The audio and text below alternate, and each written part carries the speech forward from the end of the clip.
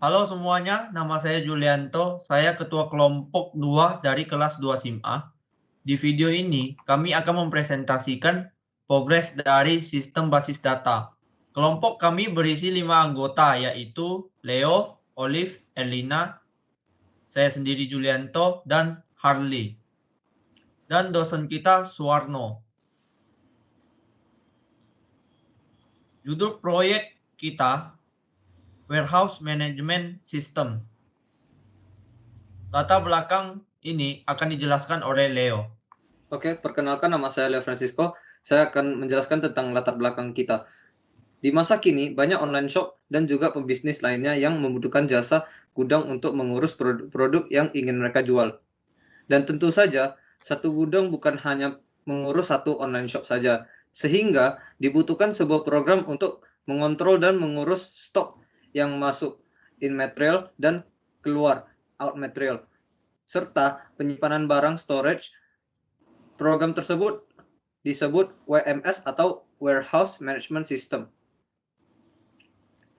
Dan solusi akan dijelaskan oleh Erlina. Nama saya Erlina, saya akan membacakan solusi dari proyek kami, yaitu kami berinisiatif untuk membuat sebuah WMS atau Warehouse Management System yang dirancang untuk menangani masalah seperti pengiriman atau shipping, penyimpanan barang atau storage, mengurangi kesalahan atau human error dalam menghitung jumlah stok yang keluar dan masuk, sehingga mempermudah proses pelaksanaan bisnis agar lebih efektif dan efisien, dan juga mempermudah pendataan stok sebuah bisnis. Aplikasi yang kami gunakan yaitu Visual Studio. Selanjutnya akan dibahas oleh Harley. Nama saya Harley. Selanjutnya saya akan membahas tentang UI layout. Jadi bisa dilihat ini adalah ada bagian di mana kita bisa melihat data-data dari bisnis kita seperti produk yang masuk, produk yang terjual, dan lain sebagainya.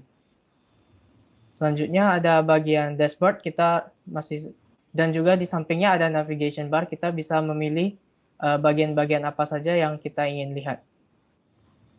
Selanjutnya ini in list adalah barang yang masuk ke dalam gudang. Ini kita bisa lihat barang-barang apa saja yang baru masuk dan itu diupdate di real time.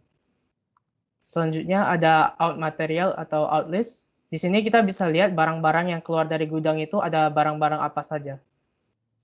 Selanjutnya adalah new item. Jadi kita bisa meregistrasikan barang-barang baru yang masuk di gudang itu brandnya apa, item name-nya apa, dan item source-nya apa.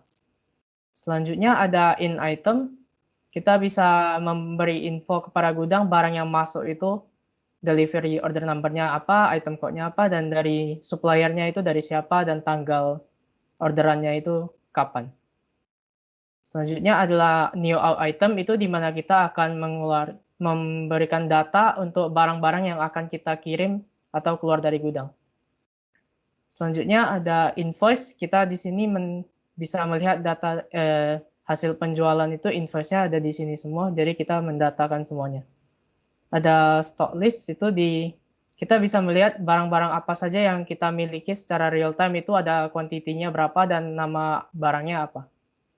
Selanjutnya adalah ERD akan dijelaskan oleh Olive.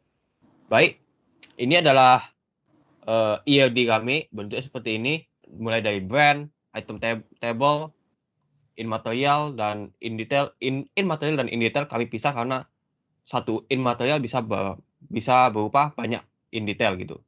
Nah, selanjutnya ada data table kami, seperti ada item brand yang berhubungan dengan item table. Nah, item brand ini menggunakan brand code. Brand code seperti misalnya Asus, menggunakan item code AS saja. Nah, kemudian berhubungan dengan item table. Item brand ini, brand code dengan code number ini berguna untuk menentukan item code yang digunakan oleh item table. Seperti misalnya item pertama milik brand MSI menjadi brand MSI 001 seperti itu. Item code ini menjadi primary key dan foreign key pertama. Mengapa? Karena item code ini digunakan untuk memanggil item name yang berada pada out material table, in details, dan stock. Di stock ini kami hanya menggunakan item code supaya tidak mempersulit. Dan karena ada beberapa item yang misalnya item name-nya panjang sekali, kita hanya menggunakan item code untuk mempersingkat. Dan ada juga table-table seperti out number dan in number. Nah, itu digunakan untuk mengenerate seperti out code atau in code. Jadi out code dan in code ini merupakan primary key. Saat kita mengenerate seperti misalnya out material bulan 10, kita akan mengenerate otomatis seperti form pertama bulan 10 ini. Misalnya menjadi out 001 bulan 10 tahun berapa, seperti itu. Nah, dan supplier table ini dipakai untuk in material table supaya kita bisa melihat misalnya barang apa masuk, tanggal berapa, bulan berapa, dan siapa yang membawa barang tersebut. Sekian dari saya. Terima kasih.